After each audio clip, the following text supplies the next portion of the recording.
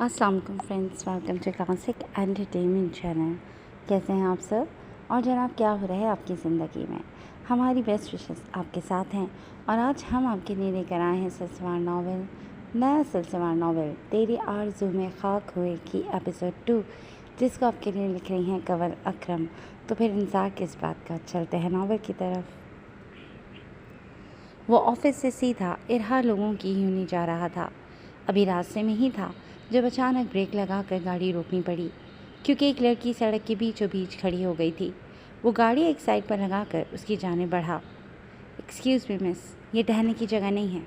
उसने उस लड़की के करीब पहुंचकर उसे आगाह किया था। उसकी आवाज़ सुनकर वो अफरासियाब की तरफ पलटी। ओह सो सॉरी सर, दरअसल ये पपी बहुत ज़ख्मी हो गया था। अगर मैं ना उठाती तो गाड़ी के नीचे आकर कुचला जाता। वो सड़क के दरमियान से हटती अब किनारे पर खड़ी माजरत कर रही थी। उसके हाथ में एक पपी था जो काफ़ी गंदा हो रहा था। उसकी गर्दन के करीब से मुसलसल खून बह रहा था, जिसके ऊपर उस लड़की ने रुमाल रख दिया था।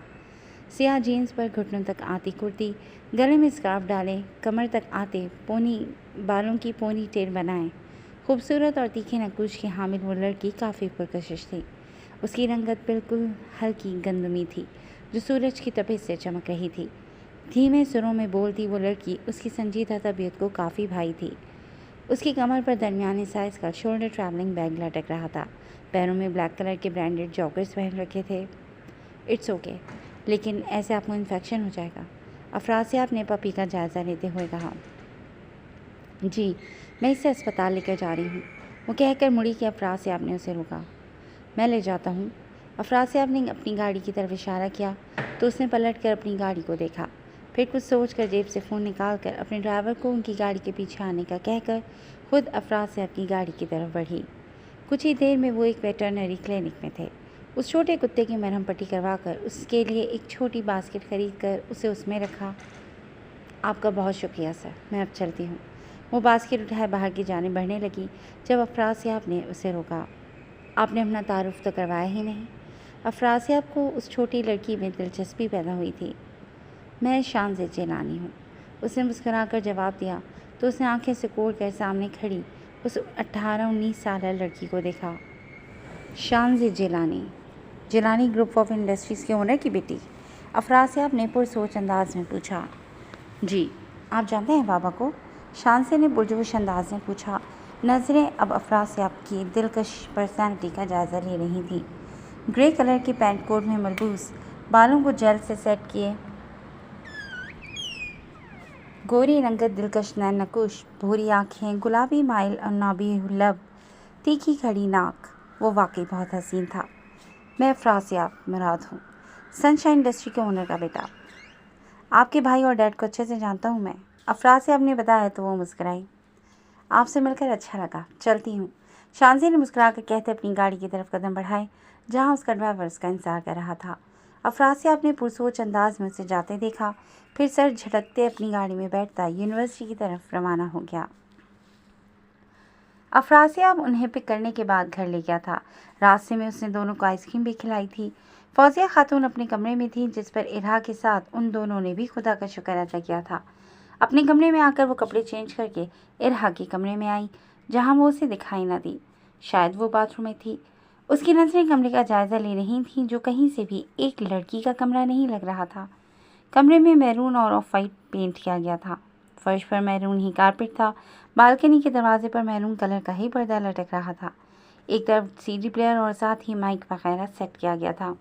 एक दीवार पर जीन्स शर्ट में बड़ा सा पोर्ट्रेट था, जो कि इरहा मुराद का ही था, जबकि उसके साथ दीवार पर एक खूबसूरत सा गिटार लटक रहा था। बेड के बिल्कुल सामने वाली दीवार में LED नस्ब थी। कमरे में एक ड्रेसिंग टेबल, एक बेड, एक अलमारी और राइटिंग टेबल मौजूद थी। ड्रेसिंग टेबल पर मुख्तलिफ किस्म के परफ्यूम्स और बैंड रखे हुए थे। एक तरफ मर्दाना घड़ी पड़ी हुई थी, जबकि 2-3 हेयर ब्रशेस थे। किसी भी किस्म का मेकअप वहाँ मौजूद नहीं था, सिवाय 1-2 लिप ग्लोव्स के। एक अफसरदा सी निगाह कमरे पर डालकर वो इरहा की जानिब मुतवज्जा हुई, जो बाथरूम से बाहर आ रही थी। इस वक्त वो ढीली ढाली शर्ट और जीन्स में मलबूस थी, बालों का जूड़ा कर रखा था। नाराज़ हो मुझसे? इरहा ने खुद को नज़रअंदाज होते देखकर पूछा। मैंने तुमसे क्यों नाराज़ होना है? इरहा ने सवाल के बदले सवाल किया था। उसकी आवाज़ आम लड़कियों की निस्बत थोड़ी भारी थी, मगर इतनी नहीं कि बिल्कुल अलग थी। मुझे ऐसा लगा, बस इसीलिए पूछा। मेरा ने कंधे उचकाए। अगर तुम बाबा की वजह से कह रही हो तो ऐसा कुछ नहीं है। हर किसी को उसके हिस्से का प्यार मिलता है। अगर मुझे नहीं मिल रहा तो मतलब साफ है कि मेरी किस्मत में वो प्यार है ही नहीं। इरहा ने बेनियाजी से कहा था, मगर इरहा के लहजे की बेबसी उसे अच्छे से महसूस हुई थी। तुम्हारी किस्मत में सारी खुशियाँ हैं। तुम मेरी बहुत अच्छी बहन हो। मिरहा ने उसे गले से लगाया था। बहन या भाई? इरहा ने पूछा तो मिरहा ने खफगी से उसे देखा। तुम मेरी बहन, भाई, जान, रूह, दिल, सब कुछ हो। तुम्हारे बगैर मैं कुछ नहीं। तुम मेरा अक्स हो।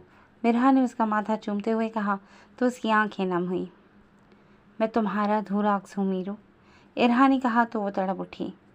आइंदा ऐसा कहा ना तो मार लगाऊंगी। भूलो मत कि मैं तुमसे 5 मिनट बड़ी हूँ। मिरहा ने दुरुस्तगी से उसे टोकते गले से लगाया तो वो आंसू जब्त करती उसके सीने से लगी। अच्छा, अभी क्या करने लगी थी? मिरहा ने उसे बेड पर बैठे देखकर पूछा। कुछ नहीं, बस यूं ही। वो बेड पर दराज हो गई। इरहा ने मुझसे अर्शमान के बारे में नहीं बताया था। मिरहा के अलावा वो यूनिवर्सिटी में किसी से बात नहीं करती थी। ये बात उसकी टीचर्स के साथ उसके क्लासमेट्स भी जानते थे। लड़के तो उससे बात करना चाहते थे, मगर मिरहा का एटीट्यूड उन्हें ये सब करने से बाज रखता था। एक दफ़ा किसी लड़के ने इरहा को छेड़ा था और अफराज से आपको पता चल गया था। अगले पूरे हफ्ते वो लड़का यूनी से गायब रहा था और जब आया तो उसका एक हाथ फ्रैक्चर था। उस लड़के ने ना सिर्फ इरहा से माफ़ी मांगी थी बल्कि उससे बात भी करने से तौबा कर ली थी। अब अगर वो अर्शमान के बारे में बता देती तो शायद अफरासियाब अर्शमान का भी वही हाल करता जो उस लड़के का किया था। उसने अर्शमान से कहा था कि वो उसकी दोस्त नहीं है, तो वो यकीनन समझ गया होगा। शक्ल से तो कलबंद ही लग रहा था। अगर अब उसने इरहा से मिलने की कोशिश की या बात करने की कोशिश की तो वो अफरासियाब को बता देगी, फिर वो खुद ही उससे निपट लेगा। उसने खुद से फैसला किया था, ये सोचे बगैर कि वो अर्शमान जिलानी था। जिस बात पर डर जाता था उससे पीछे नहीं हटता था। चलो फिर मूवी देखते हैं। मिरहा ने खुद ही उठकर मूवी लगाई थी। वो कोई इंग्लिश एक्शन मूवी थी जिसे वो दोनों बहुत शौक से पॉपकॉर्न खाते हुए देखती इर्द गिर्द से बेनियाज हो चुकी थी। वो इस वक्त अपने कमरे में बैठा हुआ था जब उसके दरवाजे पर दस्तक देने के बाद मुराद साहब और मरियम बेगम उसके कमरे में दाखिल हुए। वो एकदम सीधा होकर बैठा। आप मुझे बुलवा लिया होता, मैं आ जाता।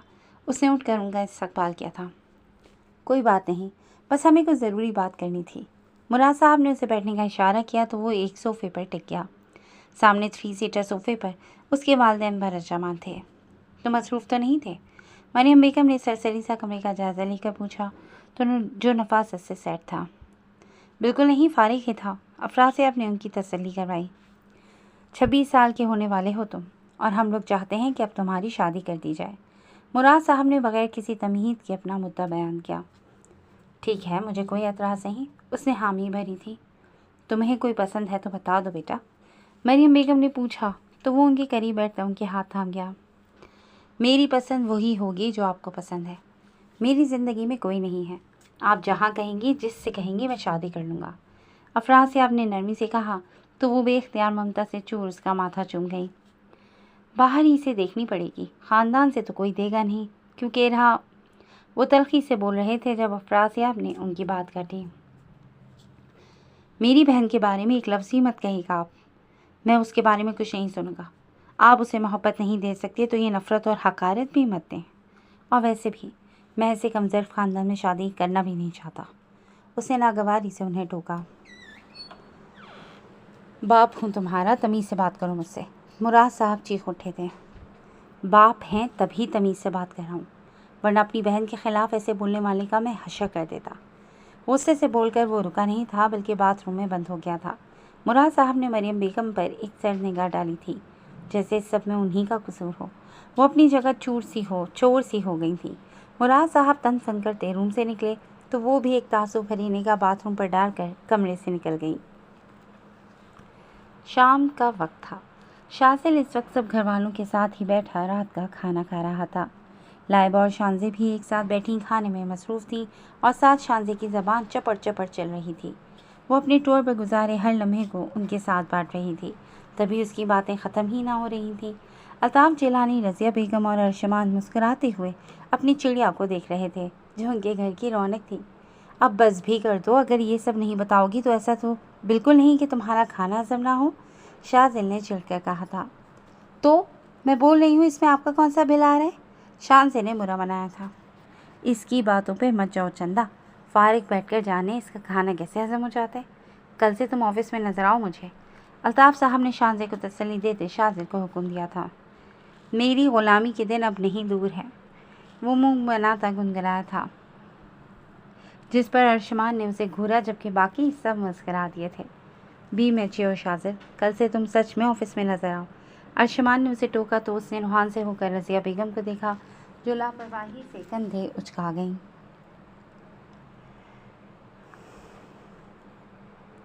लाइबा, तुम कहाँ गुम हो? रज़िया ने मुंह नीचे करके मुस्कुराती लाइबा को मुखातिब किया तो वह अचानक मुखातिब किए जाने पर हड़बड़ा कर सीधी हुई। कहीं नहीं मामा, यहीं हूँ मैं, लाइबा ने खुद को संभाल कर जवाब दिया। पेपर्स कब तक हैं तुम्हारे? अल्ताफ साहब ने पूछा। अगले महीने ही है, उसके बाद फ्री हूँ मैं। अब की बार लाइबा की आवाज़ में खुशी थी और ये खुशी पढ़ाई ख़त्म होने की थी। वो आगे नहीं बढ़ना चाहती थी। आप लोग तो भाई की शादी करने वाले थे ना? शाजिल ने मौका देकर पूछा तो अर्शमान ने उसे घूरा। हाँ, बहुत जल्द अर्श की शादी होगी, रज़िया बेगम ने मोहब्बत से कहा तो वो धीमा सा मुस्कुराया। वाओ, बहुत मज़ा आएगा। शान से चहकी थी जबकि लाइबा वहाँ से खिसकती कमरे में चली गई। उसे अबराज से बात करनी थी क्योंकि वो आज यूनी नहीं आया था। शान से और शाजिल भी अपने अपने कमरों में जा चुके थे और अब वहाँ अर्शमान, अल्ताफ जिलानी और रज़िया बेगम ही मौजूद थे।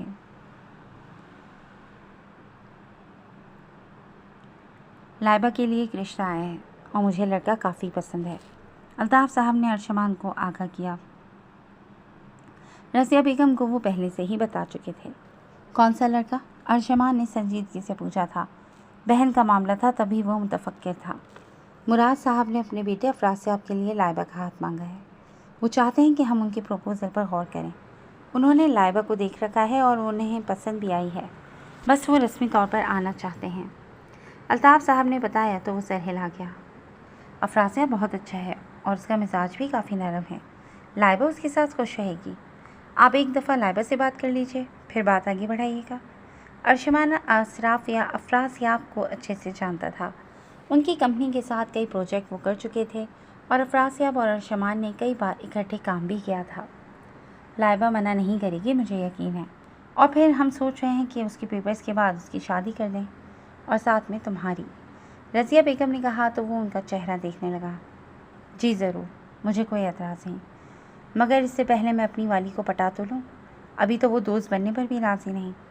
अर्शमान ने खफीफ से लहजे में कहा तो वो कहकर लगा उठे। पूरा 1 महीना है तुम्हारे पास, हमारी बहू को मनाओ, मुझे लगता है वो काफ़ी शरीफ बच्ची है। पटाने की बजाय क्यों ना तुम हमारे साथ उसके घर रिश्ता ले जाओ। अल्ताफ साहब ने मशवरा दिया तो वो पुरसोच अंदाज में उन्हें देखने लगा। ठीक है, उनके घर जाने से पहले फिर मैं उनके घर का पता तो करवा लूँ। अर्शमान ने कहा तो वो मुस्कुराए। बहुत फास्ट जा रहे हो, बहुत अच्छे, अब जाओ आराम करो, उन्होंने कहा तो वो सर हिलाते उठ खड़ा हुआ और उनको गुड नाइट कहता अपने कमरे की जाने बढ़ गया। मुराद साहब स्टडी रूम में, जबकि रज़िया बेगम मुलाज़मा से बर्तन उठाने लगी। वो अपने कमरे में बेड पर लेटी हुई थी। अबराज से काफ़ी देर वीडियो कॉल पर बातें करते उसे वक्त का एहसास ही नहीं हुआ था। अबराज तो कॉल बंद नहीं कर रहा था कि वो लाइबा को देखना चाहता था, मगर लाइबा ही हर हद पार करने के बाद अब शर्मा गई थी। अबराज के साथ वीडियो कॉल पर उसने हर हद पार कर दी थी, बल्कि ये कहना दुरुस्त था कि अब उनके दरमियान सिर्फ लघु बातें ही होती थीं, जो एक नामहरम से करना तो सिर्फ गुनाह ही था, मगर लाइबा को इस सब का एहसास ही नहीं था। अगर एहसास होता कि वो किस दलदल में डूबती जा रही है तो पहले दिन ही संभल जाती। अब तो वो रोज़ अबराज को अपनी नाज़ेबा तस्वीरें भेजने लगी थी, जिनके बदले वो उसकी तारीफ़ों के बुल बांधता और वो हवाओं में उड़ने लगती, ये सोचे बगैर कि वो उसका शौहर नहीं था जिसकी तारीफ़ें और नज़रें देख कर वो खुश होती हैं। वो उसका कुछ नहीं लगता था। अगर ये बात उसे याद रहती तो हरगिज़ भी अपनी ज़िंदगी अपने हाथों बर्बाद ना करती। वह भी अपने ख्यालों में गुम थी जब दरवाज़ा खुलने की आवाज़ पर चौंकी। रज़िया बेगम दरवाज़ा खोलकर अंदर आई थीं, जिन्हें देखकर वो लेटे से उठ बैठी थी। मसरूफ़ तो नहीं थी? रज़िया बेगम ने नरमी से इस्तफ़सार किया तो वो नफ़ी में सर हिला गई। बिज़ी नहीं थी, बस यूं ही लेटी थी। उससे लापरवाही से बताया था। अच्छा लाइबा बेटा, तुम्हारे बाबा ने तुम्हारे लिए एक रिश्ता देखा है। अगर तुम राज़ी हो तो उन्हें बुलवा लें। रज़िया बेगम ने कहते उसके सर पर बम फोड़ा था। वो कई लम्हे साकसी बैठी रह गई थी। जवाब दो बेटा। रज़िया बेगम उसकी चुप पे कुछ परेशान हुई थी। मगर अभी तो भाई है ना, फिर मेरी शादी क्यों? लाइबा ने हैरानगी से पूछा था। ज़रूरी तो नहीं है कि पहले उनकी हो। तुम शादी के लायक हो गई हो और यही उम्र होती है एक लड़की की शादी की। जहाँ तक बात है तुम्हारे भाई की, तो अरशमान और तुम्हारी शादी इकट्ठे ही करने का सोचा है। रज़िया बेगम ने स्वभाव से उसे समझाते हुए आगाह भी किया था। मगर मुझे भी शादी नहीं करनी मामा, मैं पढ़ रही हूँ। लाइबा ने बहुत ऐसा बहाना बनाया था। ये तो रज़िया बेगम भी जानती थी कि वो पढ़ाई से कितना दूर भागती है। वजह सिर्फ पढ़ाई है या कुछ और? उन्होंने अब की बार संजीदगी से इस्तफसार किया था। वो अपनी औलाद के साथ ज़बरदस्ती करने की कायल नहीं थी। आज तक जो भी किया था अपनी औलाद की खुशी को मद्देनज़र रखकर ही किया था। फिर वो कैसे उनकी ज़िंदगी का इतना बड़ा फ़ैसला उनसे पूछे बगैर कर देती। मैं किसी और को पसंद करती हूँ मामा, वो भी मुझे पसंद करता है, उसने नज़र चुराते हुए कहा था। देखो बेटा, तुम हमारी औलाद हो, जो करेंगे तुम्हारी खुशी के लिए करेंगे। अगर वो तुम्हें पसंद है तो हमें भी कोई एतराज़ नहीं। मुझे उसके बारे में बताओ ताकि मैं तुम्हारे बाबा से बात करूं और उस लड़के से भी कहो कि जल्द ही रिश्ता लेकर आए। उन्होंने शफ़क़त से उसका गाल थपथपाया तो वो खुशी से खिलखिलाते उनके गले लगी। थैंक यू मामा, आप बहुत बहुत अच्छी हैं। मैं जल्दी अबराज से बात करूंगी कि वो अपने पेरेंट्स को लेकर हमारे घर आए। खुशी से चहकर कहती वो उन्हें अबराज पाशा और उसके बैकग्राउंड के बारे में बताने लगी। खुश रहो हमेशा। वो उसकी खुशियों की दुआ मांगती बाहर निकल गई। अब उनका इरादा अल्ताफ़ साहब से बात करने का था, क्योंकि वो जानती थी कि अगर लड़का अच्छा हुआ तो वो कोई एतराज़ नहीं उठाएंगे। उनके जाने के बाद उसने जल्दी से अबराज पाशा को कॉल मिलाई थी, मगर अब उसका नंबर मसरूफ़ जा रहा था। अभी कुछ देर पहले ही वो उससे बात करके फारिग हुई थी, तो अब कैसे मसरूफ़ जा रहा था? वो सोचती हुई सोने के लिए लेट चुकी थी, मगर अनजान थी कि जिस तरह वो अबराज की जाल में फंसी है, ऐसे ही और भी बहुत सी लड़कियाँ उसकी वक्त गुजारी का सामान थीं। वो इस वक्त अपने ऑफिस में बैठा कोई फ़ाइल देख रहा था जब दरवाज़ा नॉक करके कोई अंदर दाखिल हुआ। उसने सर उठाकर देखा तो सामने ही कैफ बैठा हुआ था। वो पुलिस इंस्पेक्टर था और अरशमान का बहुत अच्छा दोस्त भी। कैसे हो? कैफ ने सलाम दुआ के बाद पूछा। ठीक हूँ, काम हुआ? वो सीधा अपने काम की बात पर आया था। ना सलाम ना दुआ, सीधा काम। इतनी मेहनत लगती है तुम्हारे हर काम पे, मगर तुमसे इतना नहीं होता कि तुम दोस्त को चाय पानी ही पूछ लो। कैफ ने उसे शर्मिंदा करना चाहा था, मगर नाकाम रहा। पुलिस वालों का चाय पानी कभी पूरा नहीं होता। अब बताओ, काम हुआ? अरशमान ने लापरवाही से कहा तो वो उसकी बेनियाजी पर दांत पीसता उसके सामने एक लिफाफा रख गया। इसमें भाभी जी की सारी डिटेल्स हैं। 2 बहनें हैं और 1 भाई। भाई को शायद तुम जानते भी हो, अफराज सियाब मुराद नाम है, सनशाइन इंडस्ट्री के ओनर का बेटा। कैफ ने कहा तो वो खुशगवार हैरत में घिरा। अफराज सियाब के घर वालों से उनकी रिश्तेदारी जुड़ने वाली थी और इरहा मुराद अफराज सियाब की बहन थी। Thank you so much Kaif, अब तो चाय बनती है। वो अभी तक लाइबा के फैसले के बारे में नहीं जानता था, तभी यूँ खुश था। अगर लाइबा का रिश्ता ना भी होता तो अरशमान और इरहा के रिश्ते में फिर भी कोई रुकावट नहीं थी। मतलब परसी और खुदगर्जी की मिसाल तुम पे ही फिट बैठती है, कैफ ने तंज किया, जिस पर वो सर एक खम कर गया। कॉल करके उसने 2 चाय लाने का कहा और फिर कैफ की जाने मुतवज्जा हुआ। तो अब तुम्हारी शादी है? कैफ ने इस्तफसार किया। इंशाल्लाह जल्द ही, उसने सरशारी से मुस्कुरा कर कहा। कुछ देर बाद चाय पीने और बातें करने के बाद वो तो चला गया, जबकि अरशमान इरहा को सोचकर मुस्कुराने लगा। लिफाफा खोलकर उसने तफसीलात पढ़ने की जहमत नहीं की थी। उसके लिए जानना ही काफ़ी था कि वह अफराज सियाब मुराद की बहन है। अगर खोलकर देख लेता तो पता चल जाता कि इरहा का एक अक्स भी है जो बिल्कुल उसी जैसा है, मगर एक जैसा होकर भी दोनों में ज़मीन आसमान का फ़र्क है। और ये बात उन बहनों और उनके घर वालों के अलावा कोई नहीं जानता था। कुछ देर बाद वो ऑफिस से उठकर अल्ताफ़ साहब के कैबिन की जानिब बढ़ा था। वो फ़ोन पर किसी से बात कर रहे थे। वो चेयर पर बैठ गया था। क्या हुआ, परेशान लग रहे हैं? उसने संजीदगी से इस्तफसार किया था। हाँ, लाइबा की वजह से परेशान हूँ। उसने अफराज सियाब से शादी से इनकार कर दिया है। मुझे उसके लिए अफराज सियाब बहुत अच्छा लगा था, अल्ताफ़ साहब ने यासियत से कहा था। मगर क्यों? उसे हैरत हुई थी। अबरू उचका कर पूछा था। क्योंकि तुम्हारी तरह उसे भी कोई पसंद है। अल्ताफ़ साहब का लहजा सादा था, मगर अरशमान को लगा जैसे उन्होंने ताना दिया हो। आपकी मर्ज़ी के आगे तो कुछ भी नहीं। अपनी ख्वाहिश को छोड़कर मैं आपकी पसंद से शादी करने पर राज़ी हूँ। अरशमान ने संजीदगी से कहा तो वो मुस्कराए। अब मैंने ऐसा भी नहीं कहा। मुझे अपने बच्चों की खुशियाँ बहुत अजीज़ हैं। मैं कभी भी तुम पर और तुम्हारे बहन भाइयों पर अपनी मर्ज़ी नहीं थोपूंगा, क्योंकि ज़िंदगी तुम ही लोगों ने गुजारी है। उन्होंने नरमी से कहा तो वो मोहब्बत से उन्हें देखने लगा, जो उनसे दोस्तों जैसा रवैया रखते थे। अच्छा, तो अब क्या करना है? वो लड़का कौन है जिसे लाइबा पसंद करती है? आप मुझे उसके बारे में बताएं, मैं उसकी मालूमात निकलवाता हूँ। अरशमान ने मौजू बदलते हुए कहा था।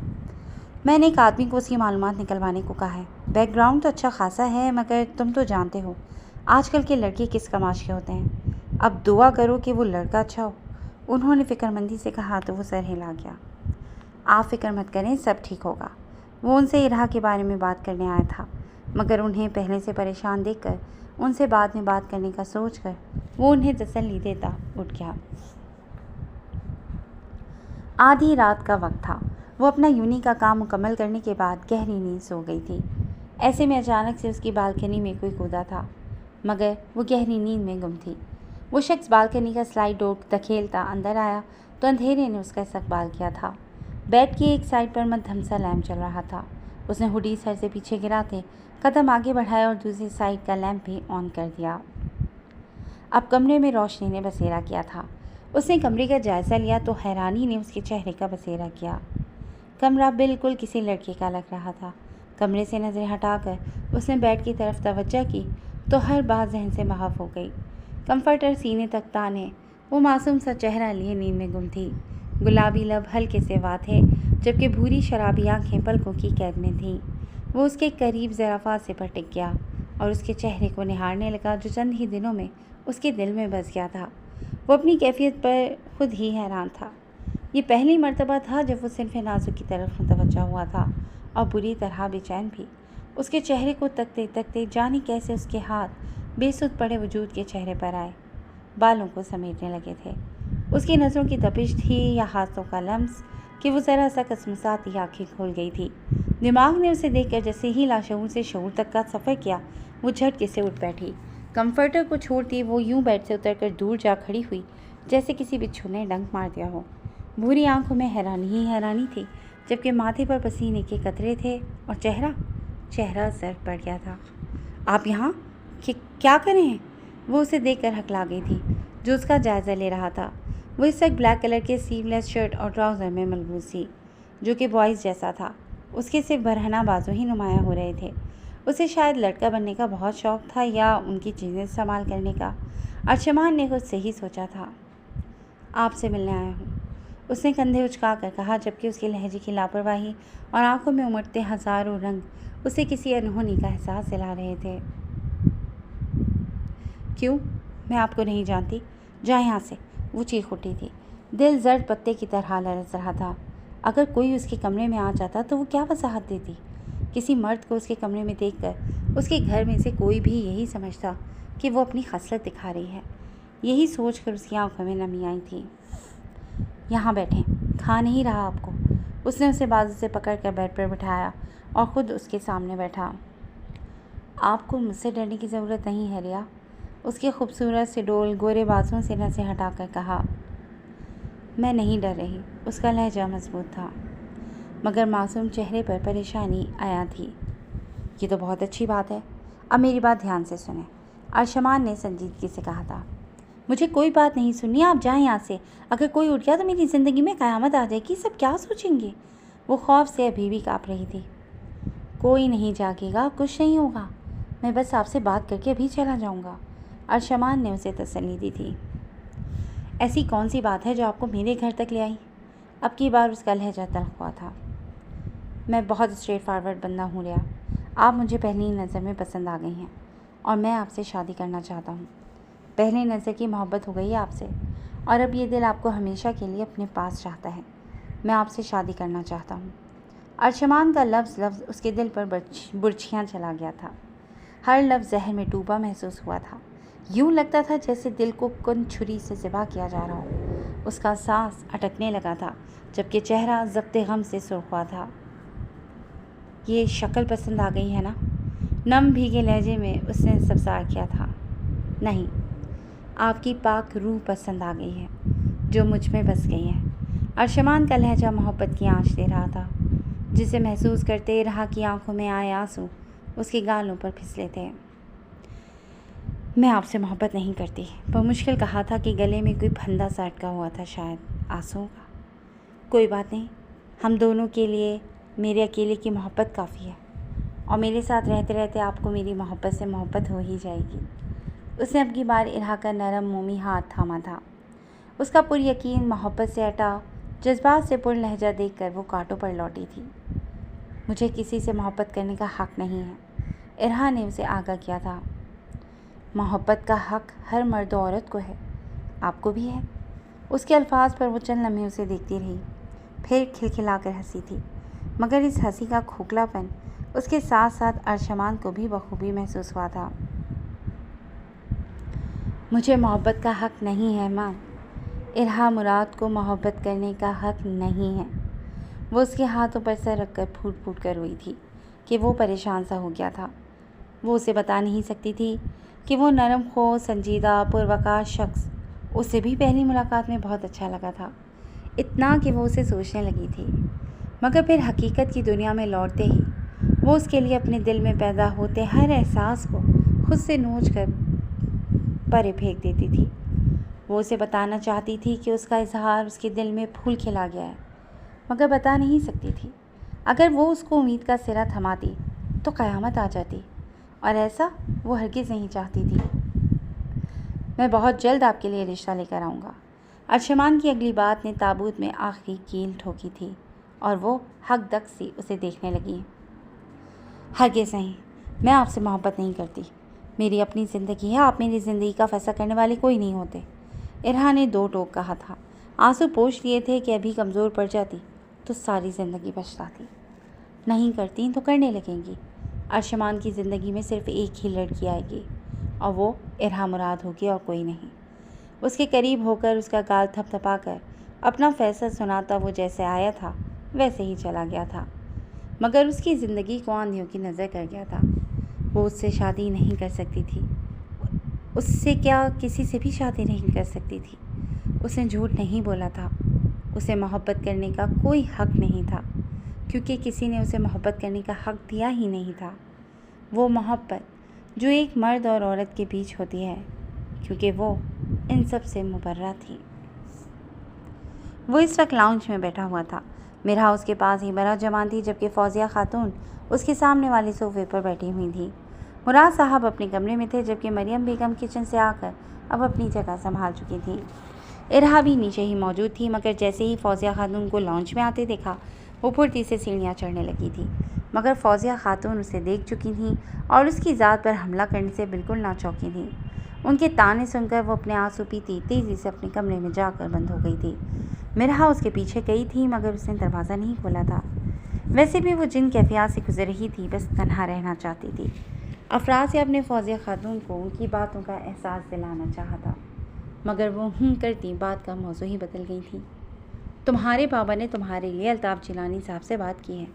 उनकी बड़ी बेटी लाइबा को तुम्हारे लिए मांगा है, मरियम बेगम ने बताया। तो मिरहा ने चौंक कर उन्हें देखा। भाई की शादी होगी? मिरहा ने पुरजोश अंदाज में पूछा तो वो सर हिला गई। प्यारी तो है, मगर बहुत रूड है और कुछ मगरूर भी। अफरासियाब ने एक पार्क में लाइबा को देखा था, और पहली नज़र में वो उसे कुछ ख़ास पसंद नहीं आई थी। वजह उसका हद से ज़्यादा मगरूरपन और नाज़ेबा लिबास था, जो उसके जिस्म के खदोखाल को ज़ाहिर कर रहा था। शादी से पहले सब ऐसी ही होती हैं, ठीक हो जाएगी। अभी तक उन्होंने जवाब तो नहीं दिया, मगर उम्मीद है कि हाँ ही होगी, मरियम बेगम ने नरमी से कहा था। लाखों में एक है मेरा पुता, हाँ क्यों नहीं होगी? चिराग लेकर भी ढूंढेंगे तो ऐसा दामाद नहीं मिलेगा। फौजिया खातून ने अपने खूबरू और वजीह पोते को देखकर फ़ख्रिया कहा था, और उनका ये फ़ख्र कुछ गलत भी ना था। वो वाकई बहुत खूबसूरत था। फिर तो बहुत मज़ा आएगा। शादी कब है? मुझे सारी तैयारियां भी तो करनी है, मिरहा ने चहक कर पूछा था। उनके घर में पहली शादी थी, उसका पुरजोश होना बनता था। बहुत जल्द कर देंगे, फिर मेरी गुड़िया जितनी चाहे शॉपिंग करे, फौजिया खातून ने मोहब्बत से अपनी पोती को देखकर कहा था। जिनमें उनकी जान बसी थी। सारी नफ़रत तो बस इरहा के लिए ही थी। जी दोस्तों, कैसी लगी आपको ये सेकंड एपिसोड? यकीनन पसंद आई होगी। तो अगर आप हमारे चैनल पर नए हैं तो हमारे चैनल को लाइक और सब्सक्राइब करना हरगिज़ ना भूलें और आइकॉन बटन ज़रूर दबाएं ताकि हमारी हर आने वाली वीडियो आपको सबसे पहले देखने को मिले और आप कोई भी एपिसोड मिस ना कर सकें। नेक्स्ट एपिसोड तक के लिए टेक केयर एंड अल्लाह हाफ़िज़।